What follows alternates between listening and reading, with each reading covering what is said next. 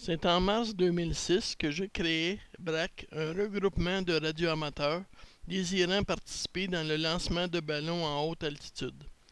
8 années depuis ont passé et plus de 50 vols ont eu lieu. Plusieurs ballons sont montés dans la stratosphère à plus de 110 000 pieds d'altitude et 92% d'entre eux ont pu être récupérés. C'est toute une équipe de radioamateurs qui nous permettent d'effectuer chaque lancement, de perfectionner les équipements pour s'assurer de meilleures communications, de belles prises de vue, une envolée sécuritaire et la récupération des charges. Les 4 dernières années ont vu plusieurs changements être adoptés.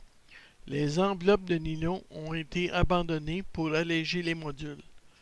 Nous fabriquons maintenant nos propres boîtes en utilisant des feuilles de styromousse de 1 pouce d'épaisseur, ayant un meilleur facteur d'isolation et nous permettant d'adapter les dimensions à nos besoins, toujours pour réduire le poids. Nous avons aussi appris comment générer et décoder les trames AX25. Ces trames sont utilisées pour la transmission des données de télémétrie et la réception des commandes.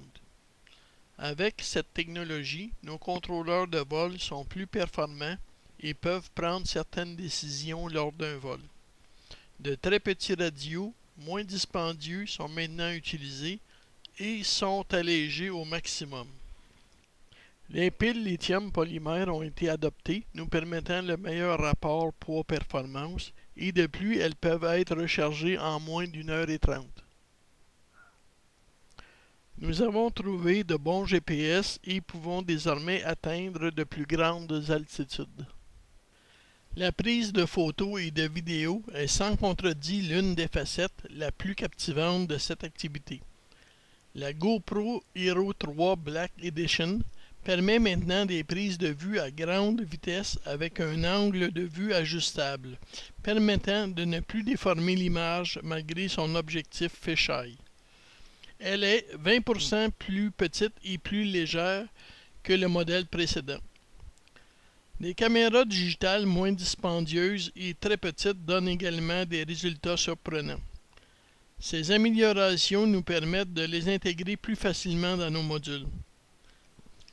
La participation d'étudiants d'université ou d'écoles secondaires est aussi plus fréquente depuis 2 ans et nous souhaitons que cela s'accentue.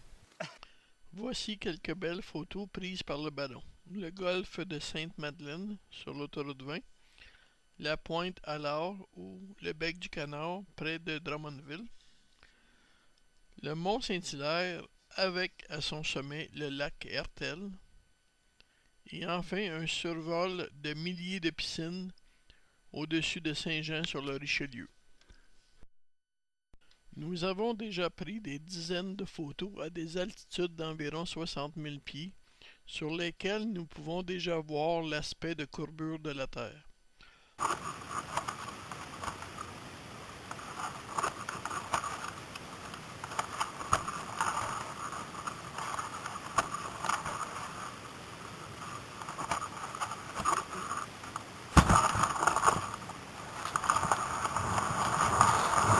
La poursuite du ballon et sa récupération requièrent des radioamateurs bien équipés.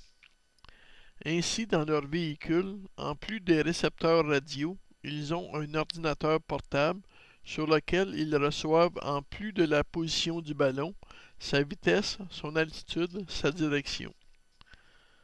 Avec ces informations, ils suivent le ballon et peuvent, au besoin, envoyer des commandes à celui-ci pour déclencher la descente en parachute. Bien que nous soyons capables de localiser le parachute et sa charge, nous ne serons jamais capables de contrôler l'endroit précis de l'atterrissage. Le Québec étant largement couvert de bois et possédant de nombreux cours d'eau, nous ne sommes pas toujours chanceux.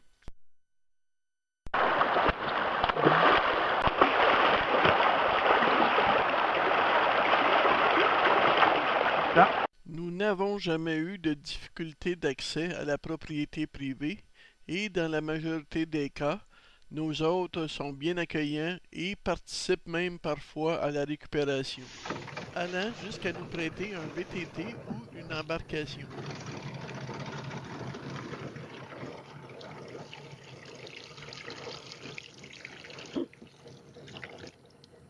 Le ballon a pété.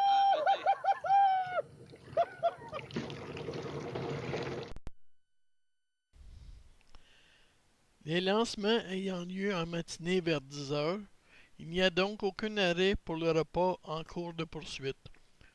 Nous devons garder contact avec le ballon. Ce n'est qu'après la récupération, souvent en fin d'après-midi, que nous prenons le temps de fraterniser tous ensemble. Dans un restaurant, pour prendre une bouchée, discuter de l'activité et regarder les photos et les vidéos rapportées.